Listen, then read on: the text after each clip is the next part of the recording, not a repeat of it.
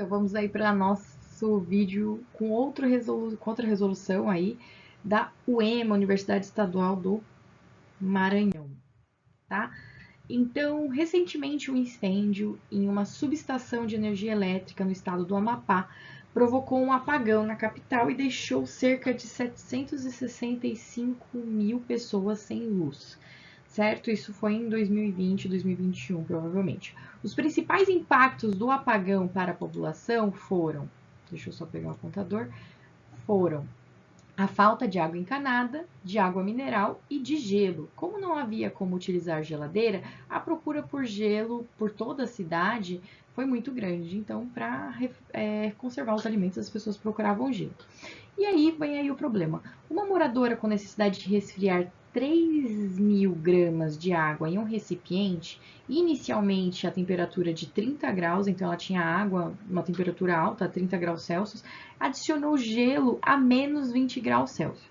Considere que todo o gelo se funde e que o calor específico do recipiente vai ser desprezado. Então, a gente tem aí o calor específico da água, o calor específico do gelo, o calor latente de fusão do gelo.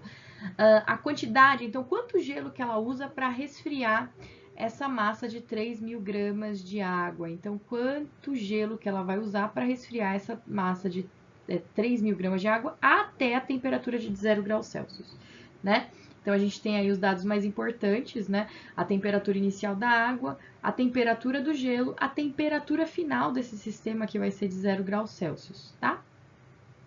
Separei aqui os dados, então sempre que você vai resolver um exercício é importante que você grife, selecione, destaque aí quais são as informações que o problema já te forneceu, né? Além disso, ele deu os dados tabelados, né, para o calor específico da água, o calor específico do gelo e o calor latente do gelo.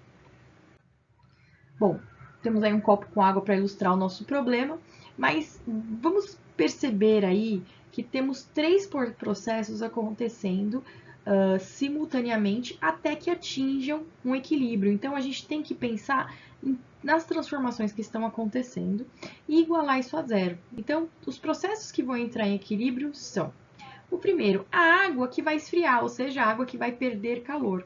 Para eu calcular, né, a quantidade de calor que a água perde ali quando ela recebe o gelo, eu vou relacionar essa quantidade de calor com o quê? Massa, calor específico da água e a variação de temperatura que foi submetida.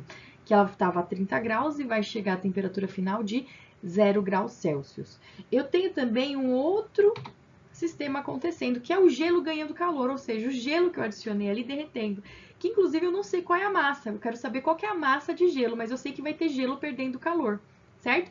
E eu tenho o calor específico do gelo e tem a variação de temperatura do gelo, né? A variação de temperatura do gelo vai ser de menos 20 graus até 0 graus, que é a temperatura de equilíbrio. E temos um terceiro fenômeno acontecendo aí, que é o quê? A fusão do gelo, mudança de estado, o gelo transformando em água. E aí a gente tem o calor latente do gelo, né? Que é proporcional, a gente tem essa propriedade, o calor latente, que é 80 calorias por grama, e tá aí equivalente a uma massa, essa massa de gelo que eu quero determinar, certo?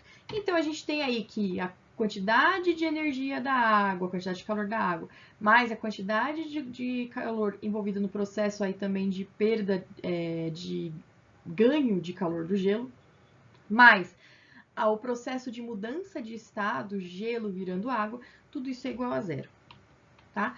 E todos os dados que nós temos aí a massa de água, que era de 3.000 gramas, temos o calor específico da água que o problema forneceu, a variação de temperatura da água também, a massa do gelo, que é o que eu quero saber, o calor específico do gelo fornecido pelo problema, a variação de temperatura do gelo, lembra lá, de menos 20 graus até a temperatura final, que é de 0 graus, a massa do gelo, de novo, aparece aqui, que eu preciso, eu quero calcular, e o calor latente do gelo, que é um dado fornecido pelo problema. Tudo isso aí igual a zero.